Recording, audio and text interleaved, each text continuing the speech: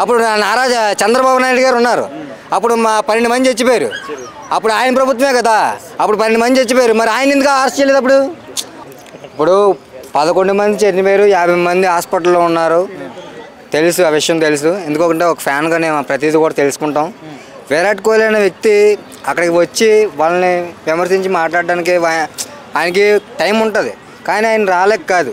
అక్కడికి వస్తే అక్కడ 11 మంది చనిపోయారు కదా అని ఆయన వచ్చి మాట్లాడతారు. వాళ్ళ పేరెంట్స్తో కానీ వాళ్ళ రిలేటివ్స్తో కానీ ఎవరితోనో మాట్లాడతారు. కానీ ఆయన వచ్చి మాట్లాడాక 11 మంది కాస్త ఫ్యాన్స్ వస్తారు. విరాట్ కోహ్లీ వస్తున్నాడు హాస్పిటల్కి, మనం చూడడానికి వెళ్దాం అనేసి మళ్ళీ ఇంకొక 500 మంది, ఒక 1000 మంది వస్తారు. అప్పుడు అక్కడ ఒక 500 మంది చచ్చిపోయారు. దానికి రెస్పాన్సిబిలిటీ ఎవరు? మళ్ళీ విరాట్ కోహ్లీ అంటారు. ఆయన వస్తారు, మళ్ళీ జరుగుతుంది, ఓకే. బట్ రాకపోయినప్పటికీ కూడా ఈ ఇష్యూ జరిగిన తర్వాత కూడా సోషల్ మీడియాలో కప్పు గెలిచాం, హ్యాపీగా ఉందని పోస్ట్ పెట్టారు తప్ప టీం యొక్క కెప్టెన్ కావచ్చు విరాట్ కోహ్లీ కానీ వీళ్ళకు తగ్గట్టుగా, ఇష్యూకి తగ్గట్టుగా మేము బాధపడుతున్నాము ఎక్కడ కూడా మెన్షన్ చేయలేదు. మరి దానికి ఏం చెప్తారు? ఇప్పుడు మెన్షన్ చేయకపోవడం అంటే ఉండదు బ్రో, మెన్షన్ చేస్తారు. ఇప్పుడు సాయం చేసే వ్యక్తి కుడి చేతితో చేసి ఎడం చేతికి తెలియకుండా చేస్తాడు వ్యక్తి. ఆయన విరాట్ కోహ్లీ అనే వ్యక్తి. సో ఆయన ఏంటంటే ఆయన చేయాల్సిన సాయం ఏంటంటే ఎవరికి తెలియకుండా సాయం చేయగలడు. ఇప్పుడు ప్రాణం పోయింది, తీసుకురాలేడు కదా. ప్రాణం పోయింది, తీసుకురాలేడు. కాబట్టి వాళ్ళ కుటుంబానికి ఏమైతే ఆయన సాయం చేయాలనుకుంటున్నాడో ఆ విధంగా సాయం చేస్తాడు.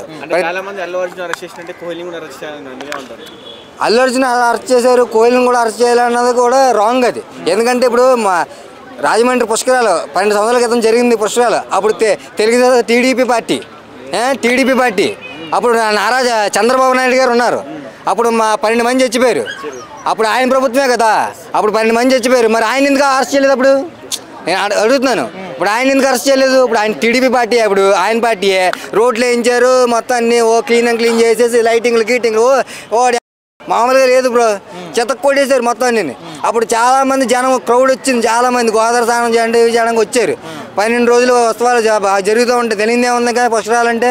మరి అందులో తొక్కేసలాట్లో మరి 12 మంది చచ్చారు. అప్పుడు మరి చంద్రబాబు రాలేదే. అప్పుడు అలాగని చంద్రబాబుని అరెస్ట్ చేస్తారా? చేయలేదు. ఎందుకని? ఆయన అప్పుడు సీఎం కదా. అరెస్ట్ చేస్తే మళ్ళీ మాకు లేకపోతే తలపట్టారు బాబు, గాలిపోయిన గుడి దగ్గర ఉంటుందని అరెస్ట్ చేయరు. అంతే కదా. ఇప్పుడు అల్లు అర్జున్ ఎందుకు అరెస్ట్ చేశారు?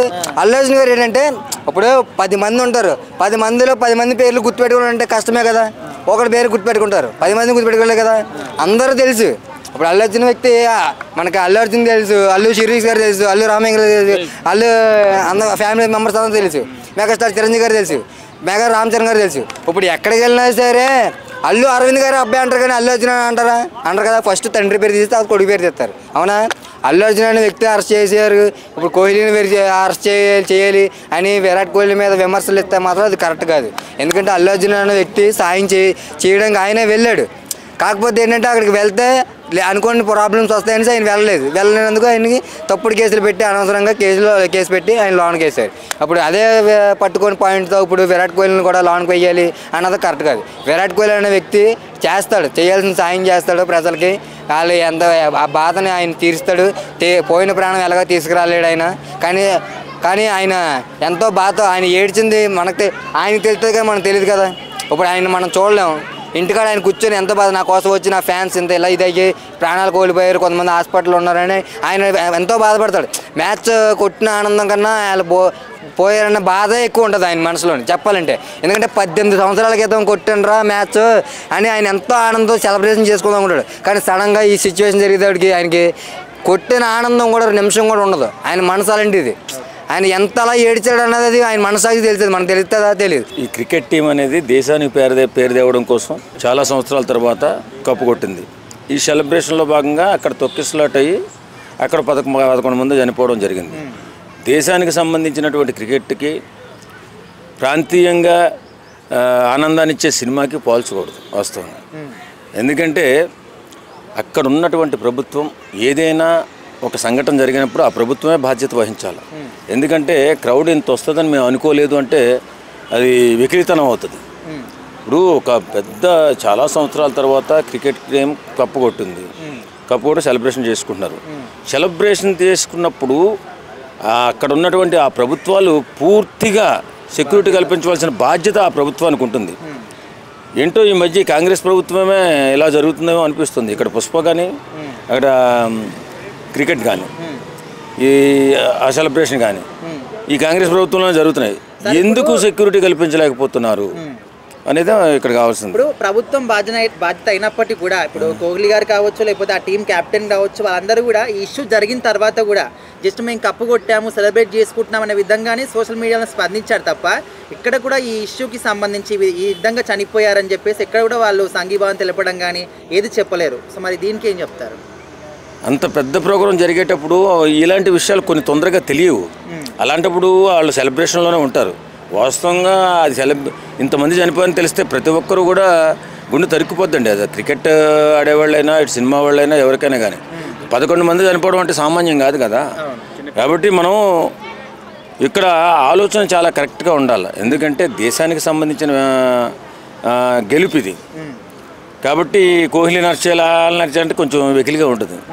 అలా అరెస్ట్ చేయడం కాదు కానీ నేను చూడాలి మరి. ఎందుకంటే అంత దేశానికి కష్టపడి మన పేరు తెస్తున్నటువంటి టీంని అరెస్ట్ చేస్తారని చెప్పి నేను అనుకోను. ఎందుకంటే అక్కడ ఉన్నటువంటి భద్రతా లోపాల వల్ల జరిగిన ఇష్యూ కాబట్టి ఇది అక్కడ ఉన్నటువంటి ఆ భద్రత కారణాల వల్ల ఎవరైతే నెగ్లిజెన్సీ వహించారో వాళ్ళ మీద వేటు పడుతుందని అనుకుంటాను తప్ప అరెస్ట్ చేస్తారని అయితే మాత్రం నేను అనుకోను.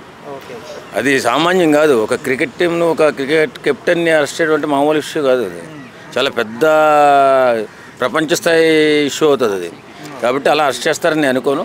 ఖచ్చితంగా ఈ మరణించిన వారికి శ్రద్ధాంజలి ఘటించి వారి కుటుంబాలని ఇంకొంచెం మెరుగ్గా ఆదుకోవాలి తప్ప ఇంకా అందుకంటే వాళ్ళని అరెస్ట్ చేయాలంటే అది వ్యంగ్యంగా ఉంటుంది. అల్లు అర్జున్ మూవీలో ఒకళ్ళు చనిపోతే ఇంత రచ్చరంబోలు అయిపోయింది. బెంగళూరులో అంతమంది చనిపోయారు, 11 మంది. Responsibility compulsory. అంటే ఇదంతా కూడా అక్కడ ఏదైతే నిర్వాహకులు ఉన్నారో వాళ్ళది తప్పు అంటున్నారు. అక్కడ క్రికెటర్స్ కానీ ఎవరికి మేనేజ్మెంట్ తప్పదు. మేనేజ్మెంట్ తప్ప అలాంటప్పుడు మేనేజ్మెంట్ మీద యాక్షన్ తీసుకోవాలి కదా. విరాట్ కోహ్లీ మీద ఎందుకు? అది ఫ్యాన్స్, డైరెక్ట్ ఫ్యాన్స్ బ్రో. ఏమైనా వేయచ్చు, ఎప్పుడు కూడా ఏమైనా కావచ్చు, ఏమైనా వేసుకోవచ్చు. వాళ్ళది ఏం చెప్పలేం. ఆడ మేనేజ్మెంట్ ఏదైనా పోలీస్ వగేరా ఏదైనా ఉంటారు, వాళ్ళు కంట్రోల్ చేసుకోవాలి. పడుతుంది అంత పబ్లిక్ ఉంటుంది కదా. ఆర్సీబీ విన్ అయింది, ట్రాఫీ కొట్టింది. దాని మధ్యలో మరి ఇంత పబ్లిక్ క్రౌడ్ చేస్తారు, దింగాన చేస్తారు. వాళ్ళని సంలాయించే బాధ్యత మాత్రం గవర్నమెంట్దే కదా.